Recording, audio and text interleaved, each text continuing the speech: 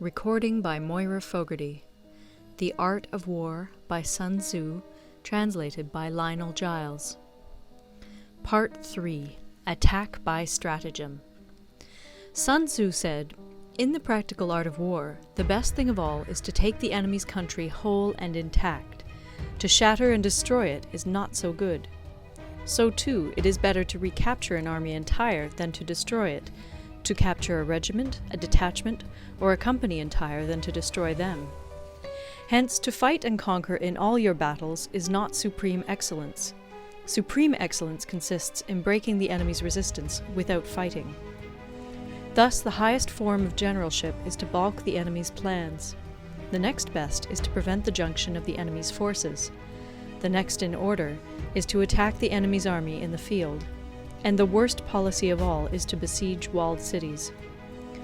The rule is not to besiege walled cities if it can possibly be avoided.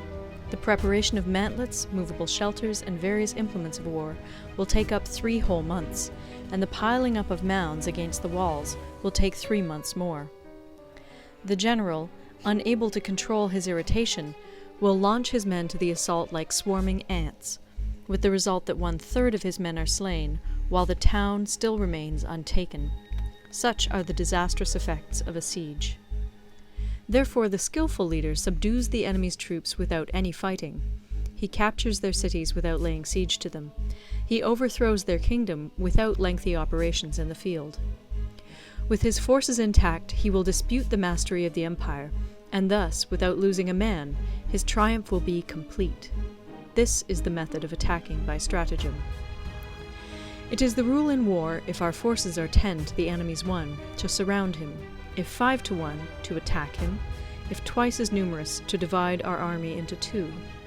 If equally matched, we can offer battle; if slightly inferior in numbers, we can avoid the enemy; if quite unequal in every way, we can flee from him.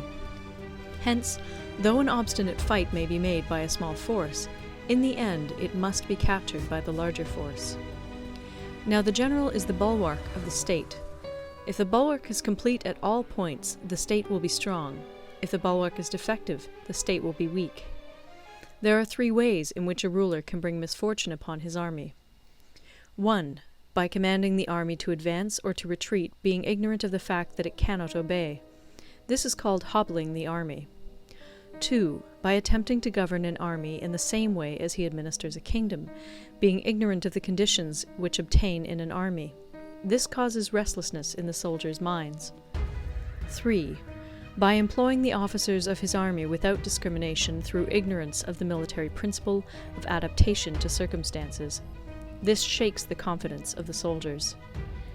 But when the army is restless and distrustful, trouble is sure to come from the other feudal princes. This is simply bringing anarchy into the army, and flinging victory away. Thus we may know that there are 5 essentials for victory. 1. He will win who knows when to fight and when not to fight. 2.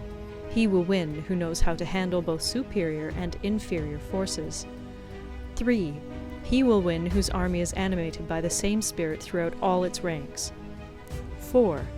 He will win who, prepared himself, waits to take the enemy unprepared. 5. He will win who has military capacity and is not interfered with by the sovereign.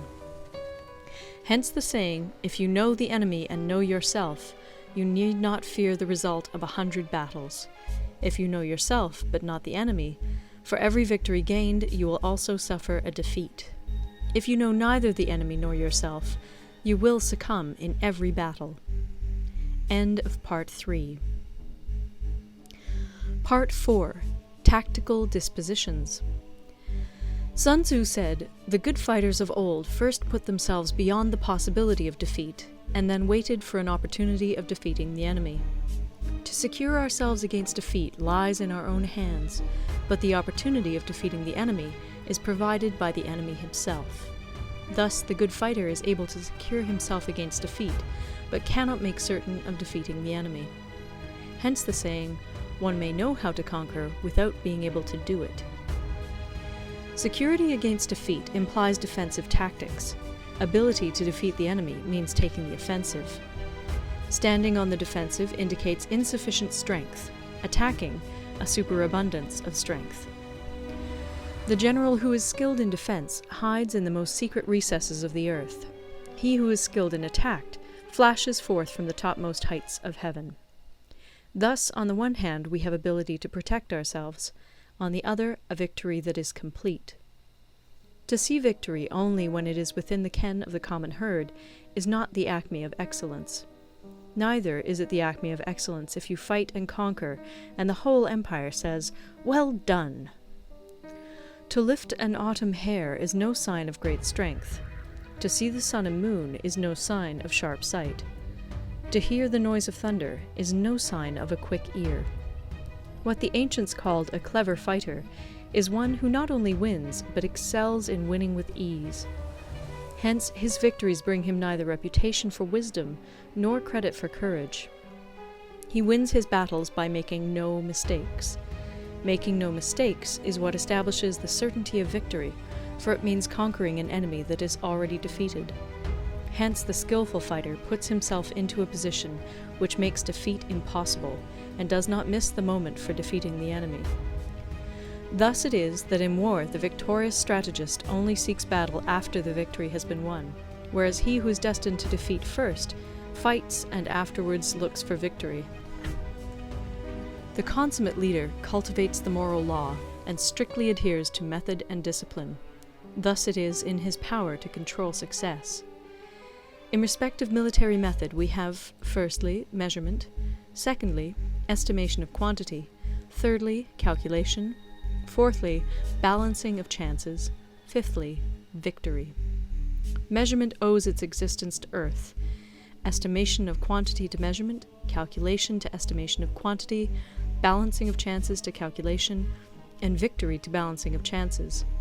A victorious army opposed to a routed one is as a pound's weight placed in the scale against a single grain. The onrush of a conquering force is like the bursting of pent-up waters into a chasm 1,000 fathoms deep. End of Part 4. Recorded in Toronto, Ontario by Moira Fogarty, October 2006.